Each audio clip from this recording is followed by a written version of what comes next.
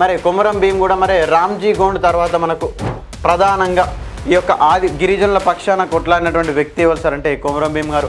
మరి Komaram Bheem in the year of 1901 October 22 రోజున ఏ గ్రామంలో జన్మించినండి? సంకేపల్లి అనే ఒక గ్రామంలో జన్మించిండు. ఏ గ్రామంలో? సంకేపల్లి అనే ఒక గ్రామంలో జన్మించిండు కొమరం భీం. మరి చాలా వరకు అందరూ కూడా కొమరం భీం జన్మించింది జోడెన్ ఘాట్ అంటుంటారు. కొన్ని పుస్తకాల్లో మీకు జోడెన్ ఘాట్ అని రాశారు, కానీ దట్స్ నాట్ రైట్ ఆన్సర్. అది కరెక్ట్ ఆన్సర్ కాదు.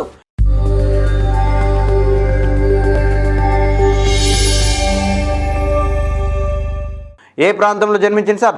సంకేపల్లి అనే ఒక గ్రామంలో కొమరం భీం జన్మించిండు. మరి కొమరం భీం జన్మించిన తర్వాత అక్కడ ఉన్నటువంటి స్థానిక జమీందారు, అక్కడ ఉన్నటువంటి ఆ యొక్క సంకేపల్లిలో ఉన్నటువంటి స్థానిక ఎవరండి జమీందారు ఏం చేసిండు సార్ అంటే కొమరం భీం వాళ్ళ యొక్క ల్యాండ్ను గుంజుకున్నాడండి, కబ్జా చేసేసిండు. కబ్జా చేయడంతో కొమరం భీం వాళ్ళ ఫ్యామిలీ ఎక్కడికి మైగ్రేట్ అయింది సార్ అంటే సర్దాపూర్కు మనకు మైగ్రేట్ అయినటువంటి పరిస్థితి. ఎక్కడి నుంచి అండి? ఫస్ట్ సంకేపల్లి నుంచి ఎక్కడికి మైగ్రేట్ అయ్యారండి? సర్దాపూర్కు మైగ్రేట్ అయ్యారు. సో మరి అక్కడ వెళ్ళి వ్యవసాయం చేస్తున్నారు కొంత భూమి తీసుకొని. ఎవరండి? కొమరం భీం వాళ్ళ ఫ్యామిలీ. అక్కడ జమీందారు అయినటువంటి అక్కడ స్థానిక జమీందారు అయినటువంటి ఏ విలేజ్లో అండి? సేమ్ మళ్ళీ సర్దాపూర్లో జమీందారు అయినటువంటి సిద్దిక్. ఎవరండి? సిద్దిక్ అని ఒక జమీందారు ఏం చేసిండంటే కొమరం భీం వాళ్ళ ల్యాండ్ అక్కడ కూడా అతను ఆక్యుపై చేసిండు. అంటే చూడండి, సంకేపల్లిలో ఉన్నటువంటి జమీందారు ఆక్యుపై చేస్తే అక్కడ నుంచి అతనితో గొడవ పడకుండా ఎక్కడికి మైగ్రేట్ అయిపోయారు వీళ్ళు? సర్దాపూర్ అనే ఒక గ్రామానికి మైగ్రేట్ అయిపోతే అక్కడ స్థానిక జమీందారు అనేటువంటి సిద్దిక్ కూడా వాళ్ళ యొక్క ల్యాండ్ను కబ్జా చేయడంతో ఏం చేసింది సార్ కొమరం భీం అంటే ఆ యొక్క చిన్నతనంలోనే ఆ యొక్క ల్యాండ్ కబ్జా చేసినటువంటి జమీందారును సిద్దిక్ను హత్య చేసిపోయిండు. హత్య చేసినాక ఎక్కడికి వారిపోయింది సార్? మరి ఇక్కడ ఉంటారా? నిజాం రాజ్యంలో ఉన్నట్టయితే పోలీసులు ఊకుంటారా? నిజాం సైన్యం ఊకుంటుందా? లేదు. అలాంటి సందర్భంలో ఎక్కడికి పారిపోయింది సార్ అంటే మహారాష్ట్రకు పారిపోయిండు. ఎక్కడికి పారిపోయిండండి? మహారాష్ట్రకు పారిపోయిండు. మరి మహారాష్ట్ర నిజాంకి ఏ పాటు దూరం ఉంది? చాలా నియర్ బై ఉంది, అవునా కదా?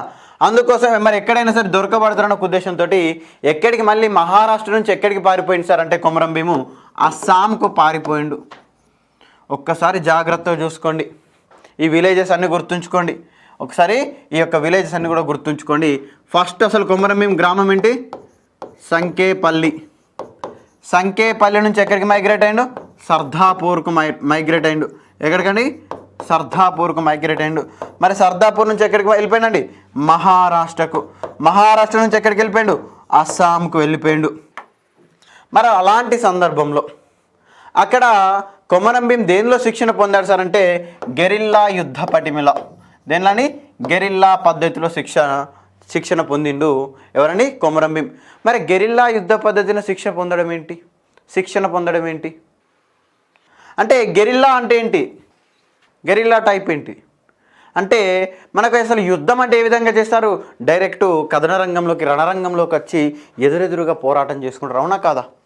కానీ గెరిల్లా అంటే ఏంటి సార్? దొంగ దెబ్బ తీయడము, వెనక నుంచి దాడి చేయడము.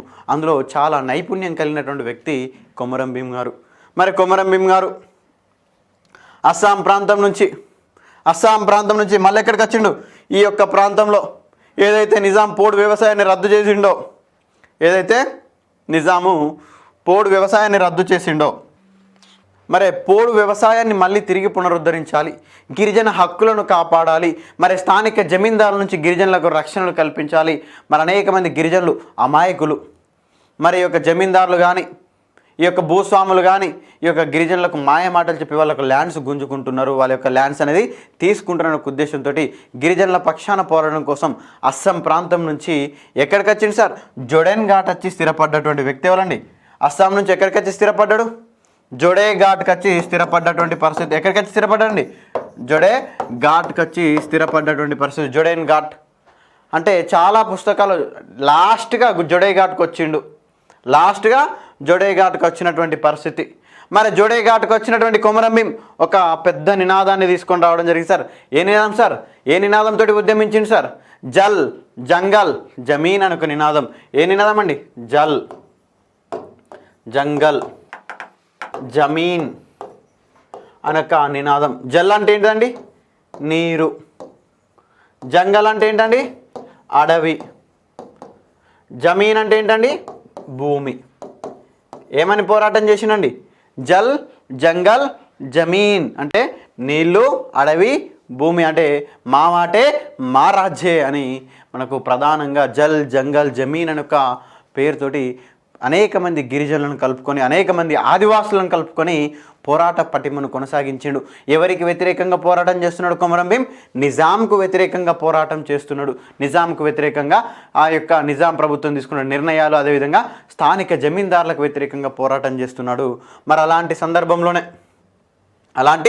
సందర్భంలోనే మనకు ఇంకేం చేసిందంటే మరి ఆ నిజాం రాజ్యంలో ఉండడం ఎందుకని ప్రధానంగా జొడెన్ ఘాట్ ఉన్నటువంటి చుట్టూ 12 గ్రామాలను కలుపుకొని, ఏంటండి జొడెన్ ఘాట్ చుట్టూ ఉన్నటువంటి ఎన్ని విలేజెస్ అండి? ప్రీవియస్ ఎగ్జామ్లో అడిగిండు. 12 విలేజెస్ను కలుపుకొని కొమరం భీం ఏం చేసింది సార్ అంటే గోండ్వానా రాజ్యాన్ని ప్రకటించుకున్నాడు. ఏ రాజ్యాన్ని ప్రకటించుకున్నారండి? గోండ్వానా రాజ్యాన్ని ప్రకటించుకున్నాడు. కొమరం భీం ఏ యొక్క రాజ్యాన్ని స్థాపించిండు సార్ అంటే గోండ్వానా రాజ్యాన్ని కూడా మనకు స్థాపించినటువంటి పరిస్థితి. ఎన్ని విలేజెస్ కలుపుకొని సార్? 12 విలేజెస్. జొడెన్ ఘాట్ చుట్టూ ఉన్నటువంటి 12 గ్రామాలను కలుపుకొని ఏంటి సార్ తనకున్నటువంటి రాజ్యాకాంక్ష అంటే తను ఒక రాజ్యాన్ని ఏర్పాటు చేసుకున్నాడు. ఆ యొక్క రాజ్యానికి ఎవరు సార్? కొమరం భీం గారే అధినేత.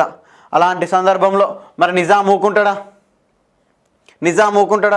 లేదు, మరి నా రాజ్యంలో ఇతనెవరు మళ్ళీ ఇంకొక కొత్త రాజ్యాన్ని స్థాపించుకోవడానికి వీలు లేదని ఎట్లయినా సరే కొమరం భీంను అంతం చేయాలని తన యొక్క అధికారులకు ఆదేశించిండు. మరి గోండ్వానా రాజ్యాన్ని అయితే ప్రకటించుకున్నాడు. మరి ఏం చేయాలి? మరి రాజ్యాన్ని ప్రకటించుకున్న తర్వాత ఎక్కడైనా సరే పోలీసులు చంపేసిన ఉద్దేశంతో ఎక్కడికి పోయింది సార్? అక్కడి నుంచి పారిపోయిండు. అంటే పోలీసులకు పారిపోవడం అంటే వేరే ప్రాంతానికి కాదు, ఏంటి సార్ ఆ యొక్క అడవులలో, కొండలలో, గుట్టలలో గిరిజనులను ఏం చేస్తున్నాడు సార్? మొబలైజ్ చేస్తున్నాడు, ఎవరికి కట్టికి చిక్కకుండా. అలాంటి సందర్భంలో ఎక్కువగా మనతోటి తిరిగేటోళ్ళు ఏం చేస్తుంటారు సార్? ఎప్పుడో ఒక్కసప్పుడు ఏదో ఒకటి మనకు అన్యాయం చేస్తూనే ఉంటారు. అవునా కాదా? వాస్తవంగా సమాజంలో జరిగేది. ఎస్, మనతోటి వండుకుంటేనే మన యొక్క విషయాలన్నింటినీ కూడా ఎంతో కొంతకు ఏదో ఒకటి ఎవరైనా సరే, మన ఆపోనెంట్ ఎవరైనా సరే ఏదైనా ఆశ చూపించినా, బెదిరించినా సరే ఏదో ఒక విషయం చెప్తుంటారు. అలాంటి సందర్భంలో మరి కొమరం భీం ఎక్కడున్నాడో ఎవరికి తెలియట్లేదు, నిజాం ప్రభుత్వాన్ని కూడా తెలియట్లేదు. అలాంటి సందర్భంలో మరి కొమరం భీం యొక్క అనుచరుని కూడా పట్టుకున్నారు. ఎవరిని సార్? కుర్దూ పటేల్ని పట్టుకున్నారు. ఎవరినండి? కొమరం భీం యొక్క అనుచరుడు ఎవరండి? కుర్దూ పటేల్. మరి నాకేం ఆశ చూపించారో తెలియదు కానీ ఎక్కడ కొమరం భీం ఉన్నాడని కొమరం భీం యొక్క ఆచూకిని తెలియజేసిండు ఎవరండి? కుర్దూ పటేల్. మరి అతని యొక్క ఆచూకిని ఎవరి యొక్క ఫాలోవర్? ఇతను కొమరం భీం యొక్క ఫాలోవర్ అయినప్పటికీ కూడా ఎవరికి ఇన్ఫర్మేషన్ ఇచ్చిండు? కొమరం భీంకి సంబంధించిన ఇన్ఫర్మేషన్ నిజాం పోలీసులకు ఇచ్చినటువంటి పరిస్థితి. అలాంటి సందర్భంలో నాటి కలెక్టర్ అయినటువంటి అబ్దుల్ సత్తర్ ఆధ్వర్యంలో, ఎవరండి? నాటి యొక్క కలెక్టర్ అయినటువంటి అబ్దుల్ సత్తర్ ఆధ్వర్యంలో 1940 సెప్టెంబర్ 1వ తేదీన, ఎప్పుడండి? 1940 సెప్టెంబర్ 1వ తేదీన ఈ యొక్క కుర్దూ పటేల్ ఇచ్చిన సమాచారం మేరకు ఈ యొక్క జొడెన్ ఘాట్ ప్రాంతంలో ఎవరిని సార్? కొమరం భీంను పట్టుకొని చంపివేసినటువంటి పరిస్థితి నిజాం పోలీసులు. ఎవరి నేతృత్వంలో కొమరం భీం పైన దాడి జరిగింది? ఆ యొక్క జిల్లా కలెక్టర్ అయినటువంటి అబ్దుల్ సత్తర్ నేతృత్వంలో. ఇతని మరణానికి సంబంధించి మీకు కొన్ని పుస్తకాల్లో 1942 అని కూడా రాసి ఉంటుందండి. కానీ ఇది జొడెన్ ఘాట్ దగ్గర ఇక్కడ ఉన్నటువంటి డేట్ చాలా బుక్స్ ఉన్నాయి, 3-4 డేట్స్ కూడా ఉన్నాయి ఇతని మరణానికి సంబంధించి. ఇది మాత్రం నేను ఇచ్చినటువంటి డేట్ మాత్రం ప్రభుత్వం ఇచ్చినటువంటి డేట్ అండి. ఇది కొమరం భీం సమాధి పైన ప్రభుత్వంచే రాయబడినటువంటి శిలాఫలకం మీద ఉన్నటువంటి డేట్ ఇక్కడ ఇవ్వడం జరుగుతుంది. సో మరి అనేకమైనటువంటి రాజ్యాల్లో భాగంగా మనకేంటి సార్? గోండ్వానా రాజ్యాన్ని స్థాపించిండు. ఏ రాజ్యాన్ని స్థాపించిండు? గోండ్వానా రాజ్యాన్ని స్థాపించిండు. మరి ఆ గోండ్వానా రాజ్యాన్ని స్థాపించిన తర్వాత మరి నిజాం వాళ్ళు ఇతన్ని చంపివేసిన తర్వాత మరి యొక్క గిరిజనుల కోసం పోరాటం చేసినటువంటి వ్యక్తి అనే ఒక ఉద్దేశంతో తెలంగాణ రాష్ట్రం వచ్చినాక ఏం చేసినాం సార్? కొమరం భీం గారి యొక్క పేరుతోటి అప్పుడు మరి సారు 12 గ్రామాలతో ఒక రాజ్యాన్ని స్థాపించుకున్నాడు. మరి సార్ పేరు ఎప్పటికీ గుర్తుండాలి. గిరిజనుల కోసం పోరాడిండు, ఆదివాసుల హక్కుల కోసం పోరాడిండు. అలాంటి సందర్భంలో సార్ పేరు ఎప్పటికీ అందరికీ తెలిసి ఉండాలనే ఉద్దేశంతో తెలంగాణ రాష్ట్రం వచ్చినాక సార్ యొక్క ప్రాంతమైనటువంటి జోడెన్ ఘాట్ ప్రాంతాన్ని తెలంగాణ రాష్ట్ర ప్రభుత్వం ఎన్ని సార్ 25 ఎకరాల్లో 25 ఏకర్స్లో 100 crores స్పెండ్ చేసి ఏందండి 100 కోట్లను ఖర్చు పెట్టి ఒక పెద్ద మ్యూజియంను అదేవిధంగా అనేకమైనటువంటి అభివృద్ధి కార్యక్రమాలు అక్కడ చేయడం జరుగుతుంది. మరి అదొక్కటే కాదు, తెలంగాణ రాష్ట్రం వచ్చినాక ఏంటి సార్ ఏ జిల్లాకు సార్ ఆసిఫాబాద్ జిల్లాకు, ఏ జిల్లాకండి ఆసిఫాబాద్ జిల్లాకు ఏ పేరు పెట్టుకున్నాం సార్ కొమరం భీం ఆసిఫాబాద్ అని యొక్క పేరు పెట్టుకున్నాం, అవునా కాదా? కొమరం భీం ఆసిఫాబాద్ జిల్లా అని పేరు పెట్టుకున్నటువంటి పరిస్థితి. ఈ విధంగా మనకు ఈ యొక్క కొమరం భీం యొక్క ఇన్ఫర్మేషన్